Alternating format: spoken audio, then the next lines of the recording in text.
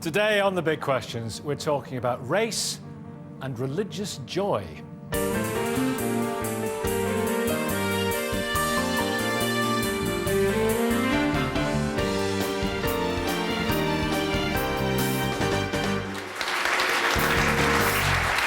morning.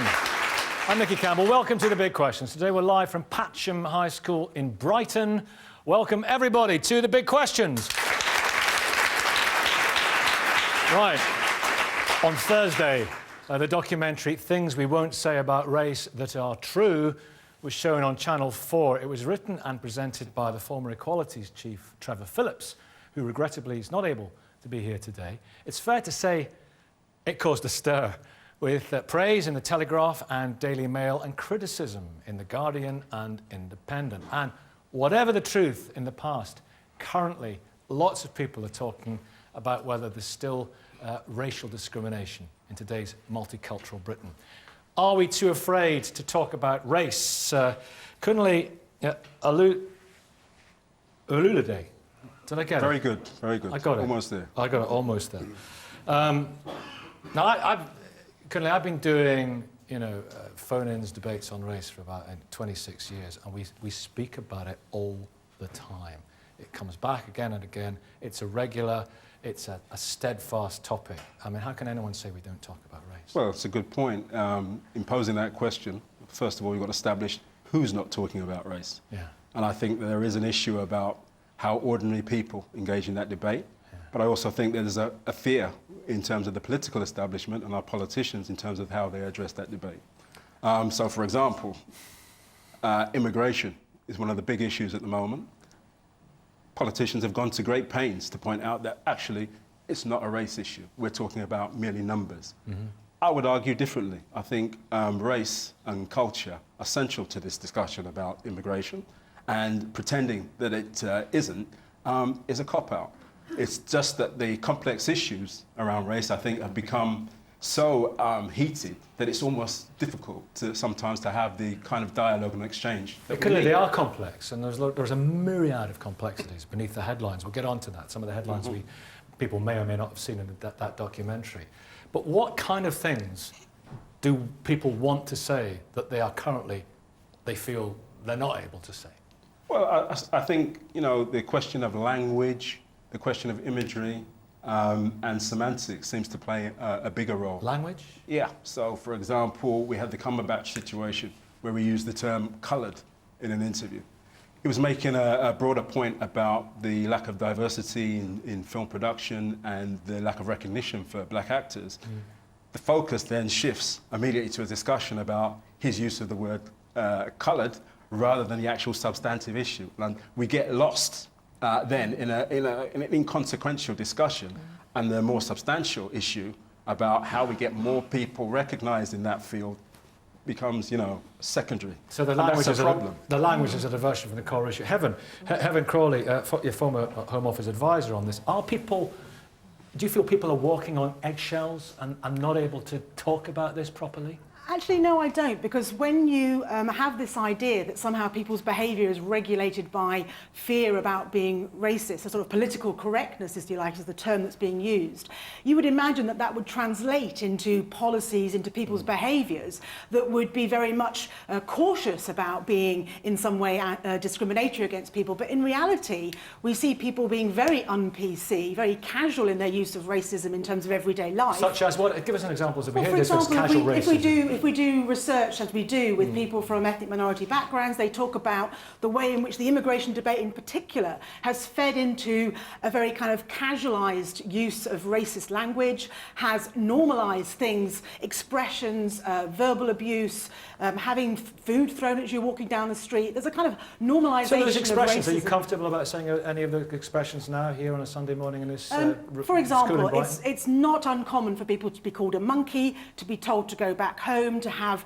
monkey noises made at them, and the N-word is regularly used. So this idea that people are so politically correct that they can't express their views about race, I think is not true. And of course, in terms of other things, if you look at stop and search, 6 times as many black people get stopped as white people. We see twice as many black people unemployed as white people. If everyone's so concerned about being cautious, then why are employers not behaving in a non-discriminatory way? Why are people not really bending over backwards to be careful about their use of racist language? I don't think they are, and I certainly don't think they are in relation to immigration. It's an interesting point, isn't it? But I fear from what has just been said that we've almost got the worst of both worlds here. That racism is definitely still around. I think you'd have to be a ludicrous optimist or blinded to believe that there isn't any racism in Britain. I don't think it's as serious as when I was a young man. I think it's got better in the last 30, 40, 50 years than it was.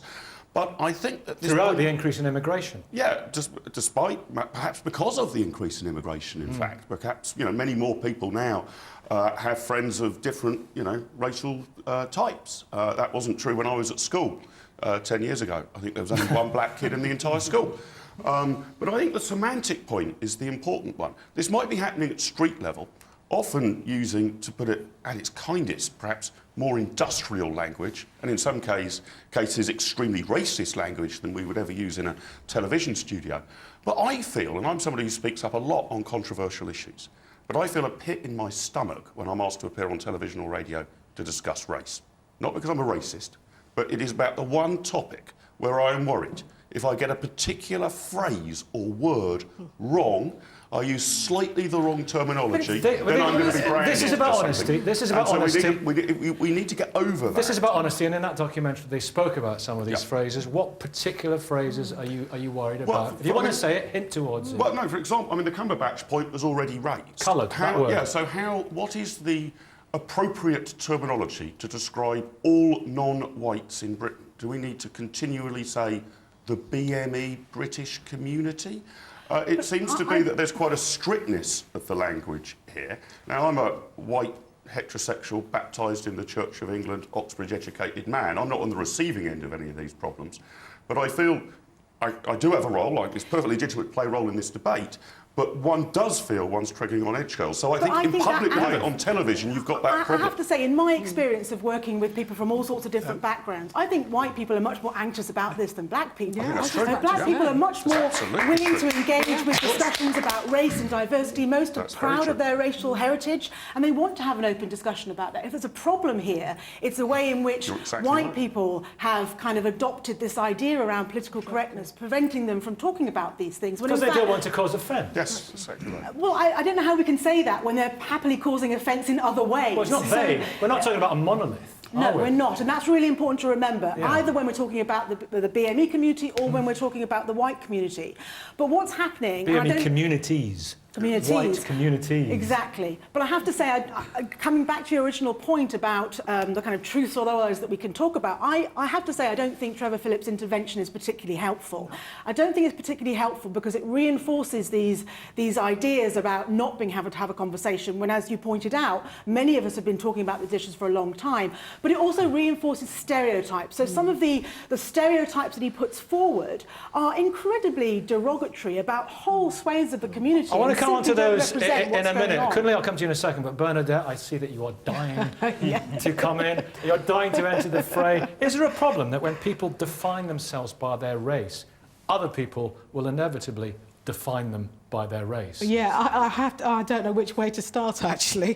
First of all, start at the very beginning. Heaven, she's right. Trevor, I'm sorry to say, love the guy, but he got a lot of things wrong. He had an opportunity to say things, and he didn't. I mean, you know, a lot of us here work in our communities, and we know what our communities are concerned about. They're concerned about why there's so many young black boys in prisons. They're concerned about why they constantly stop and search. They're concerned about why are they always excluded from school so quickly.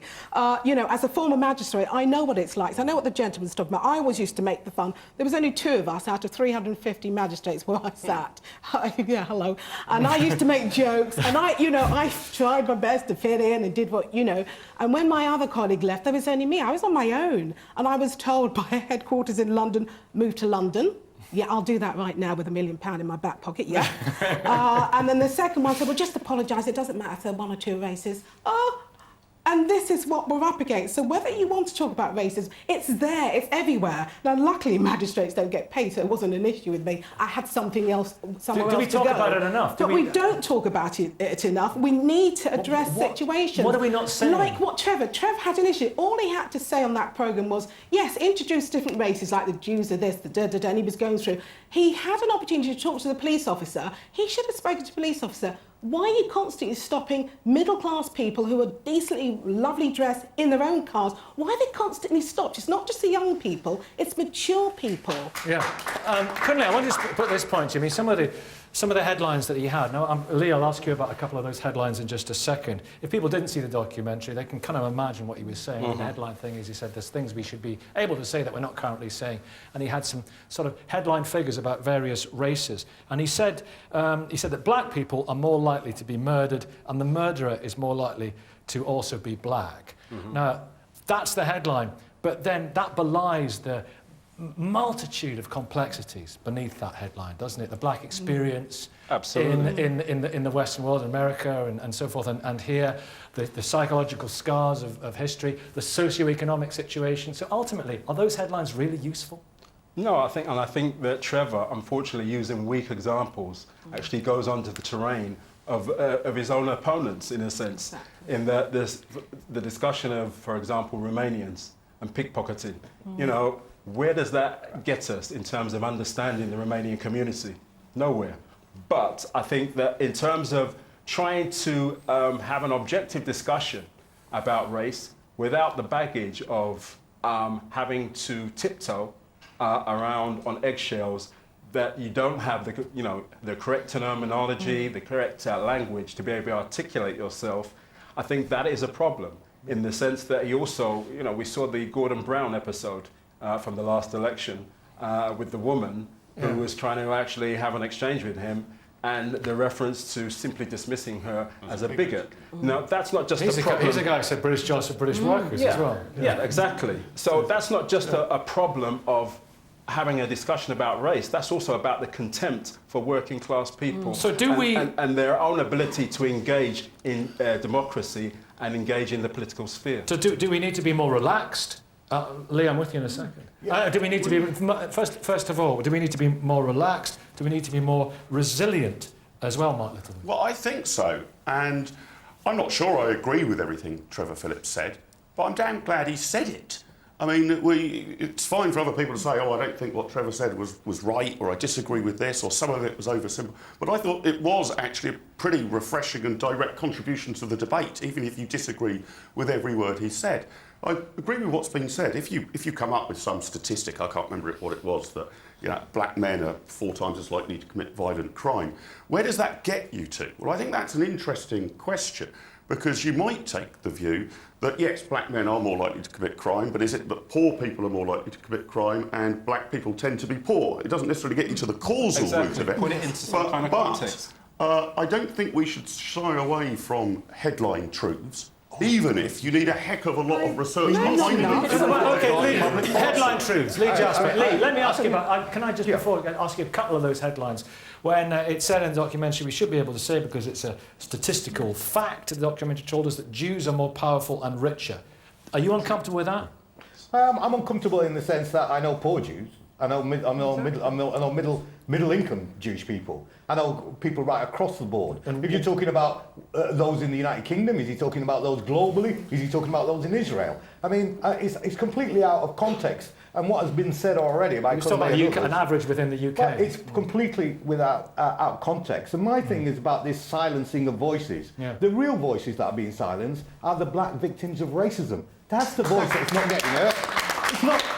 this question about, the sort of white male angst about using the word coloured or coconut or some other oblique reference being the critical thing in race equality in Britain is absolute nonsense. What is the critical thing? Is the huge level of institutionalised discrimination that black communities are facing day in and day out, and that is not being discussed. You may think, and others may think, we've done race equality to death with Stephen Lawrence. But actually, racial inequality particularly under the magnifying effect of austerity, has increased, and the Runnymede Trust on their website shows that racial inequalities in You housing... talk about unemployment, are you talking about reaching higher reaches of professions? What are you talking about? Right across the board, racial inequality. There's one area where racial inequalities are reducing. There's a couple, but one of the most important ones is education. And our kids are more educated and yet and more likely to be unemployed at exactly the same time.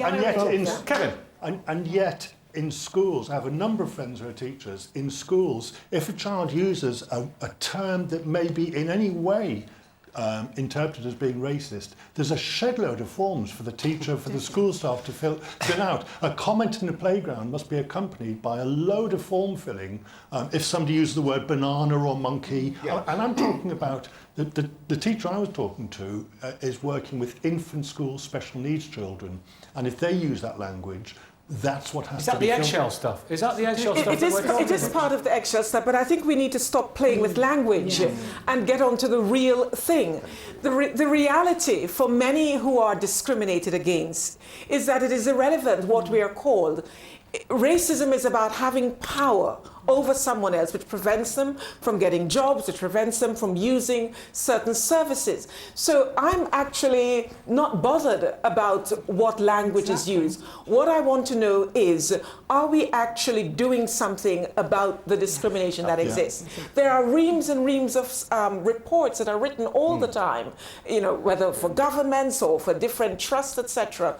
But are we addressing? I want people not just to talk about it in a sort of white middle class way, but I want people to address the subject matter and create the change. You don't go home and talk about being white. Why do you say white middle class way? Why not Well, middle class way? because I think that's the area in terms of eggshell, stepping on eggshell. I want people. When you go home, do you talk about yourself as being white? No. Exactly, because you see yourself as normal. Do you see me as a white person or a rather iffy television presenter from Edinburgh? You see, I have grown. What do you see? I've grown up in a society. I grew up in a society where there were people of all different colours and different abilities, etc. So it's only when I came to this country that suddenly that's white, that's black, that's Rose, pink, that's blue. Wait, and Lena, do you look around the audience and you say, oh, there's a white person, there's a white person, there's a black person, there's a brown person. Do you see that? No, not necessarily. But if I go into an area, for example, in Dalston, that's recently an area I'm familiar with, a lot of regeneration work, wonderful new shops, etc., and businesses. And I look, there's a wonderful spa, and I love going to the spa. And all I can see are images of white people on it in a predominantly black area. And I walk in and I say, actually, I would like to use this, but I don't think it's for me. So when I see images that reflect who I am, then I'll be happy to come in and use it. There is a Lee wanted to come in. But haven't those attitudes about middle-class white people, middle-class white men, hasn't that fueled the rise of UKIP? I've been a director of equality for London in 8 years, right? And some of the most absurd decisions about gender and race equality have been taken by all-white equality teams, where a black person hasn't even been present in the room. This notion that we're worried about Benedict Cumberbatch saying coloured, or somebody making a sort of slightly inappropriate reference about black bin liners is absolute rubbish. It's eggshells. It's what we can't be blamed. Most importantly, you can't be blamed for a lack of diversity. You've got to acknowledge that these are white middle-class people, men and women, who've had diversity training and are terrified of being racist. Yeah, but it's not from us, though. We didn't instigate it. If you had real diversity, you'd have to rely less on training and more on the good common sense of black people who could give you a proper view. Honestly. Bernadette, Cole has been edging towards the front of his seat for the last 20 minutes. Okay, white middle-class man. What do you want to say? I want to say this. Rose was just talking about Dalston. There's a bigger thing going on here, and I think there's more common ground than we know. Dalston is where, to some degree, my family, my people come from East London, okay? Now, working class people in East London are being chucked out. They're being driven out to Thurrock and other lovely places, but they're being driven out by hipsters coming in and buying £1 million flats. Absolutely. That's what's happening. That is taking over there. The bigger picture here is that actually inequality is rife in this country. You cannot be the Prime Minister if you didn't go to public school or Oxford. You can't be in the Cabinet. You can't get elected as an MP, only in very rare cases. Okay, so those angry racists that you're talking about, as a white person, I don't want to identify with them. I want to disown them. But I understand their anger, and their anger is very similar to the anger of black people who feel disenfranchised, because what is happening here is only a tiny elite are running the country, and the rest of us are disenfranchised from that. Do you know, I'm really in just a second. I want to. This is, as a man, as a great campaigner of the left, that you should recognise this, because this. Mark spoke about this. It's not to do with race. It's not to do with nationality. It's not to do with religion. He said all those are what he called false consciousness. The real thing is class, it's socioeconomics, it's poverty. That's the important defining factor in society, isn't it? And Trotsky said that race was the most central question to face the modern world. But Trotsky and Marx, Lenin and Marx. Let me move on. I think my view is that simply that, you know, institutionalized racism. What we're actually seeing is exactly what the gentleman said. We're seeing communities being scapegoated by the rich and powerful elite who wish to distract the public away from the fact that it was white, middle class, white, upper, rich, elite men who bankrupted the country. What has their race got to do with it, Lee? Well, I'll tell you what's got to do with it. Men working in the city who took part in that. I'll tell you what's got to do with it. There are black bankers who took part in that. Yeah, there are. But if you look at the financial services sector in the United Kingdom, it is the most racially segregated of all the labour sectors. There's less black people in the financial services sector. You've got the wrong target. The city is not the place to go. Let me just say, Cole Martin, what are you saying? He's got the wrong target, because actually the city wants black people, Asian people, people who will make it money. That's all it cares about. They're not in there. Excuse me, my son is... Bernadette. My son is... Excuse me. Bernadette's son is in there. My son is just being He is responsible for the banking crisis. He's a baby. Where is he? It's true. No, it's true. No, but the point, I just want to go back to something Lee said, and he's right. The trouble is, we're not, as black people, we're not making up the rules. These people are doing it for us. Can black people... Wait. No. We don't care. Bernadette, we just want to be on the boards in the right Rose places. said... The audience is just saying, Rose said it's about a power differential. It's about one group of people having a power. Can black people be racist? Yes, within our own community we can be just as bad. Oh, we're dreadful. I disagree. I've lived in India for 4 years and I couldn't believe the racism in India. I actually witnessed it. I could not believe it. I disagree. There's racism between... Oh, there is. Oh, I think come on, there is. We're prejudiced. We're prejudiced. Yeah, power. Black people can be prejudiced and obnoxious. Black people can't be racist. Black people can't be racist in the United Kingdom and Europe, because black people in the United Kingdom and Europe do not have power to execute. We can't start ordering the mass searching of white youths or white middle-aged men. So we cannot exexecute racism Can if you're when it's black. based on power. Well, okay, Ruby, on this point, black people being racist, can black people be racist? Yes, of course they can. Of course. I don't Because see if you view somebody else of a different race to be inferior to yourself, then you're a racist. And there's nothing to say that cannot happen. I'd like to sort of come back to the Trevor Phillips documentary, because I think that's a very important contribution at this juncture. Well, this political correctness thing, when people do it, it's a matter of courtesy, is it a matter of taste, is it well-intentioned, is it the desire to have a harmonious society? Yes. I think we've reached a watershed moment. What is really, to my mind, is happening is there is an extraordinary, I think you alluded to it, fear of being labelled racist. Particularly falsely being labelled racist. Okay. Now, I said this is a watershed moment because of what's happened with the child sexual abuse scandals, okay? The report on grooming and child sexual exploitation in Rotherham, written by Professor Alexis Jay, that came out in August. The Jay report pointed out to the fact that overwhelmingly the perpetrators were people from a Pakistani Muslim background, and overwhelmingly the victims were white young girls under 16 years of age. The authorities, overwhelmingly white, took the view of see no evil, hear no evil, speak no evil. It was a gross dereliction. So you believe the J report hinted at this, but they downplayed the ethnic dimension for fear of being accused of being racist? They ignored it with Jimmy Savile. Can I finish, please? Yeah. they downplayed the racial and religious element. Now that has caused great harm. We are talking about thousands of girls. Jay, I think, only covered the tip of the iceberg. We've had Rochdale, we've had Oldham, we've had Telford, we've had Oxford, up and the J down the report country. said the front. Now, Okay, the J now, report what said I'm the trying front. to say I'm is going to this. ask you this: the J report said that the frontline staff were confused as to how to handle it and what they should do. There were 27 of gangs such as these, 27 court cases about gangs such as these across the country, and as you say, there were similar patterns. Maybe there are complexities underneath, but they didn't know what to do, the frontline staff. Why didn't they know what to do if there's all this diversity training? Right. So this is because of the fear of being labelled racist. Exactly. And this I don't- is the I don't problem agree. that I don't has agree at arisen all. in our Incompetence. multicultural It's easy society. to say that Can I when you're finish? incompetent. In that Nicky, we, I'm going to pick that up. I'm going to. Okay. there is a reluctance to. It's a broader interfere theme. This. Wait, Heaven. The reason I stopped you is I promised to go to the audience. It's a broader theme. This, and it's a theme I want to pick right up. But it's time to actually.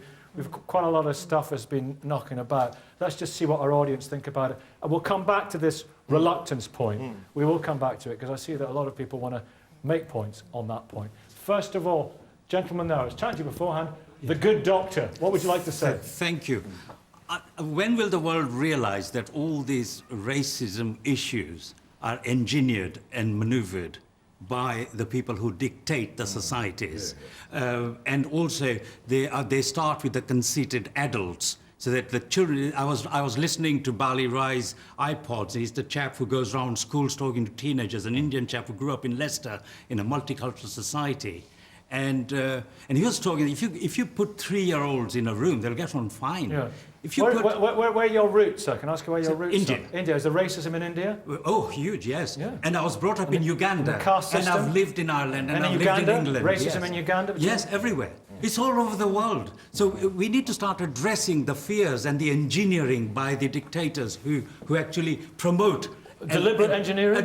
Deliberate engineering, definitely. Because when people say, for Who are the example... when dictators? people- Name names. Sorry? We're talking honestly. Who are the dictators? No, they're all the bankers leaders. says All leaders, all whether leaders. they are financial leaders, community leaders, Kevin's desperate political to come in leaders. on this point. But Then more people on- get on well. Okay, thank you. Kevin's That's fine. desperate to come in. One of the things that Is it on the dictator point? It is on the dictator point. One of the things we've missed in the dictators is where do we get the messages from? Where do we get the information from? And we actually get fewer messages from Cameron and his ilk than we do from the owners of the Daily Mail and the Daily Telegraph. So in your introduction, you pointed out the Trevor Phillips documentary, Polarised. The Telegraph and the Mail, pro, the Guardian and the Independent, anti. It's that type of editorial approach. So things pass the Daily Mail test in Britain. Sadly, a lot of people read the Daily Mail, but things pass the Daily Mail test and they have a particular line on it.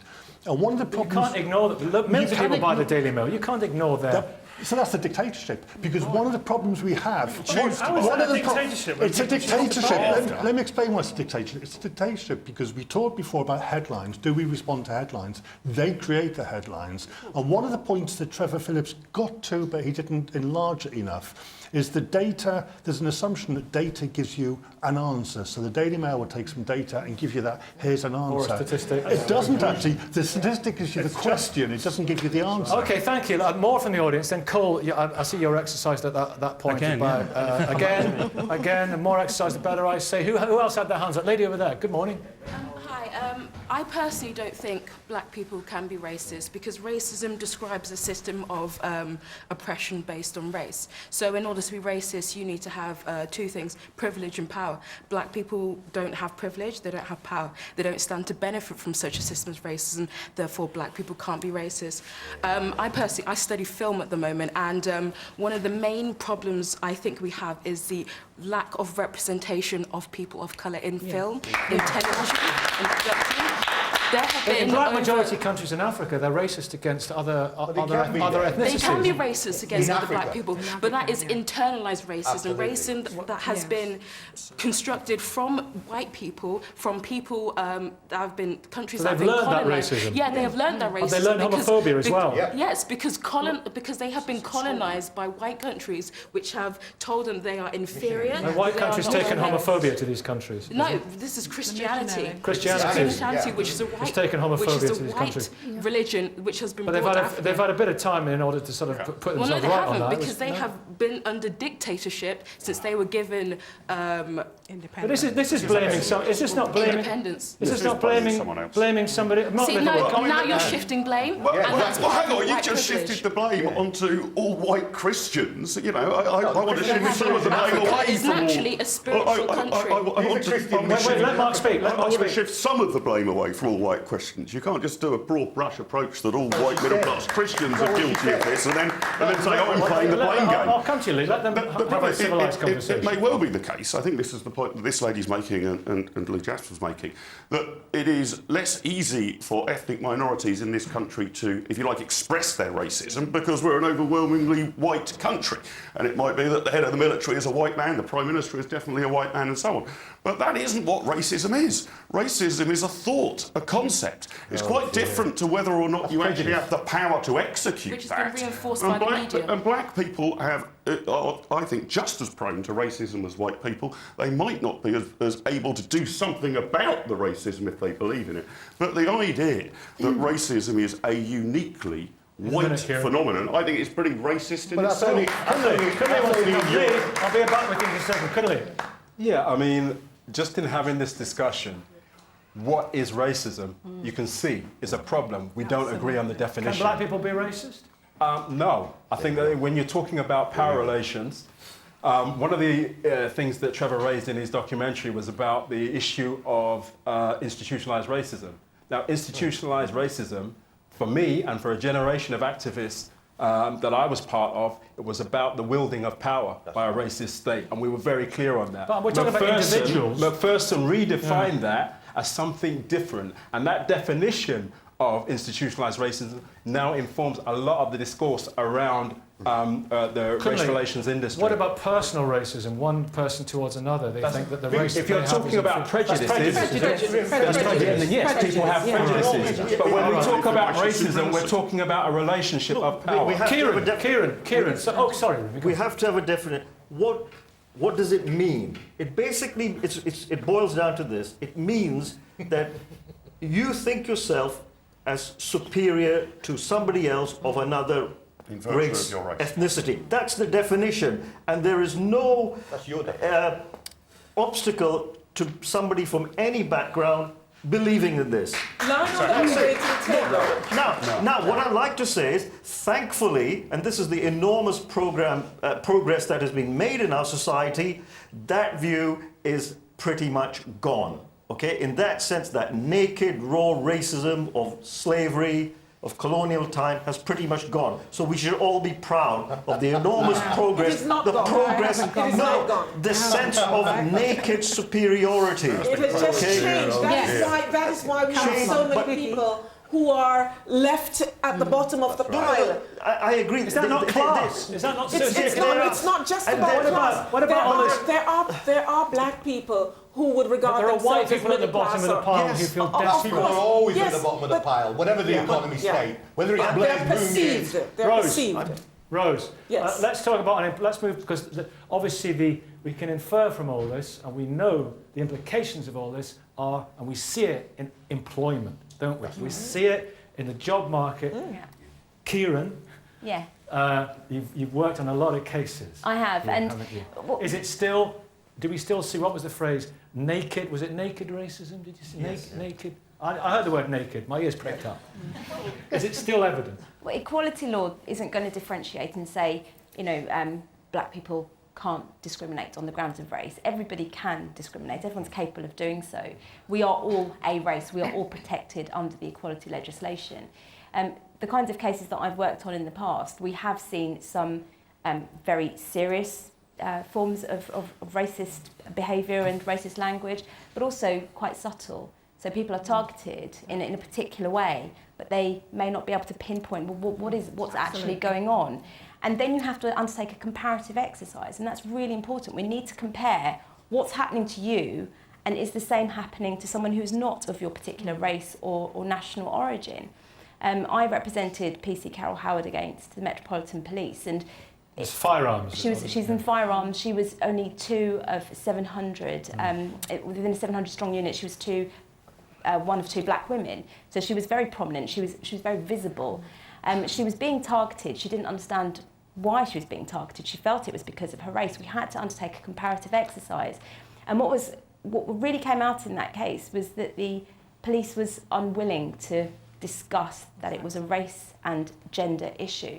And actually, they had the opportunity to correct that situation. And in fact, they decided to hide it and brush it under the carpet. When we say, are we afraid to talk about race? I think employers and organisations are afraid to confront it because of organisational risk and perception, where actually if they were to embrace it and say, well, what do we need to do? Let's do an audit of our workforce. Where are our BME employees? Are they at the top or at the bottom? And if they don't do that audit and look at their workforce, then we do continue to have this systemic discrimination growing. Yes. And I think it's important to underline actually that we're all one human race. And it's a construct that tells us that we're different races. Is it useful? Can you imagine there'll be some people at home watching just now who are saying, as is ever the way on this, but who are saying, it's outrageous, the notion that black people can't be racist and it's only white people who are racist. And that's the sort of thing that would drive people to maybe joining UKIP or voting UKIP.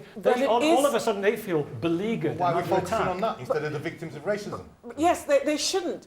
It is, racism is about power and prejudice and privilege. It's all those things. And so you cannot just, I can be prejudiced against you. You've got long hair, I've got no hair, But it's not extensions, darling. But if that then prevents her from getting a job, from getting a house, from doing this, from doing that, then it becomes racism. But the reality is we try to use language all the time. We don't get it right. We get ourselves in a mess with Absolutely. this. Because white English people can be racist towards white Polish people, and white Polish people can be racist towards white Romanian people. And we get in a sort of mental labyrinth. But we need to...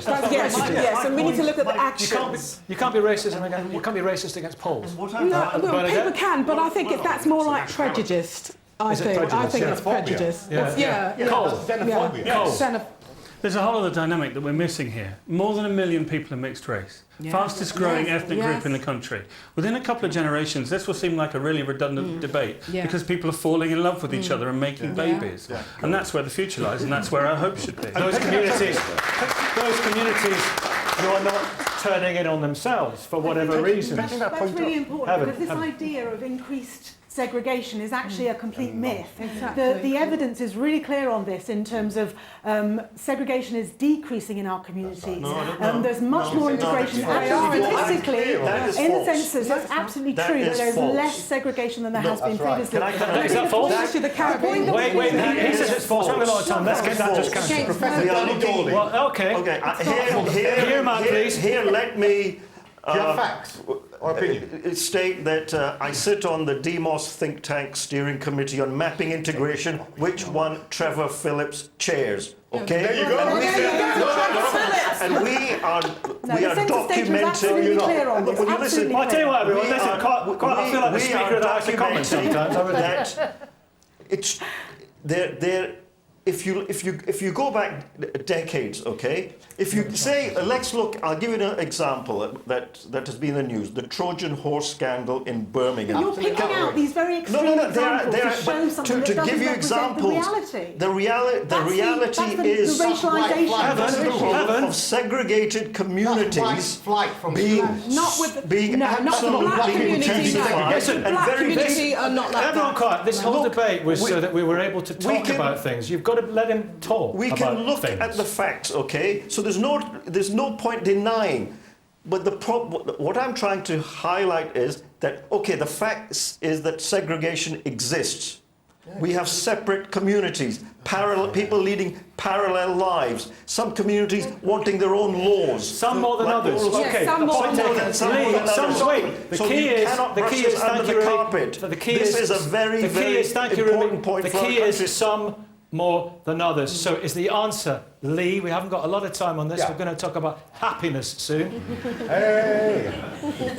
Happy. Absolutely, baby. I'm ready to be happy. Is the answer affirmative action. It is affirmative Is it? action. It How, is, how it does is. that work? Well, because, you know, Head of Equalities in London, what we did is we mapped out the current rate of employment of black and ethnic minorities in a whole range of sectors. And what it showed us is that the present rate of progress will take anything between 80, 350 and 500 years, depending on the particular sectors, to reach equality in London in terms of representativeness of distinct communities in there. And can I say just a point about the segregation? Danny Dorling, who's one of the most eminent researchers on the issue of segregation, forced out of Trevor Phillips when he came up with this nonsense in 2003 an apology because he misused the statistics and he misused them in that programme against that. That programme was like Benefit Street on race equality. It was pimping out our communities. Right, Mark Littlewood will have the last word on this. I'm trying to balance it here. I think there's a lot Last word. there's a lot to be optimistic about. That's not to say there aren't any problems. The example we just heard in the firearms issue. But I said at the top of the show, remembering back to my childhood, when Viv Anderson and John Barnes became the first black players to play for the England football team, the proportion of white football crowds who would scream racist abuse at them and throw bananas was high. Now, no one would blink an eye of a black player playing for England. That is real progress. That's the progress. I think on That is progress. But it hides the fact that Yes, but black on players Three are fans. still- Three fans. Black players are You see, still black when the Oh my players. goodness me! Finish Mark Littlewood. Finish. Wait, hang on. Silent. Everyone silent. 70% Everyone. rise. Everyone be quiet. I just want you to listen to silence for a second. It's a beautiful thing. Last word. So I think we are getting better. That doesn't mean we should be relaxed about racism happening, but the improvements over my lifetime have been huge. On segregation, I think numerically we've got better on segregation. We have, and I think that. You think there's cause for optimism? Rose said we need to look at our humanity. We need to get beyond colour. You, Lee, say there are huge problems. Whatever you think, whatever you say, give yourselves a round of applause. Thank you very much.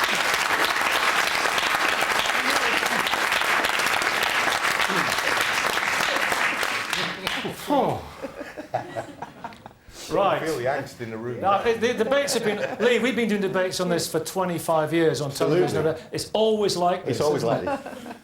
You can join in all this morning's debates by logging on to bbc.co.uk/thebigquestions. You can follow the link to the online discussion. You can tweet using the hashtag BBCTBQ. Tell us what you think on our last big question too. Does religion make you happier? Now, if you'd like to be in the audience at a future show, you can email audience@menton.tv. We're looking for audiences for Bath next Sunday, for York on April the 12th, and you can choose between the usual live programmes in the morning or a pre-recorded special in the afternoon. And for Warrington on May the 3rd, again for 2 shows. Well, Friday was International Day of Happiness, but if you want to know how happy people in Britain are, you'll have to wait till Wednesday when the statistics on national well-being are published. One thing statistics across the world seem to show is an association between religion and happiness. Does religion make you happier?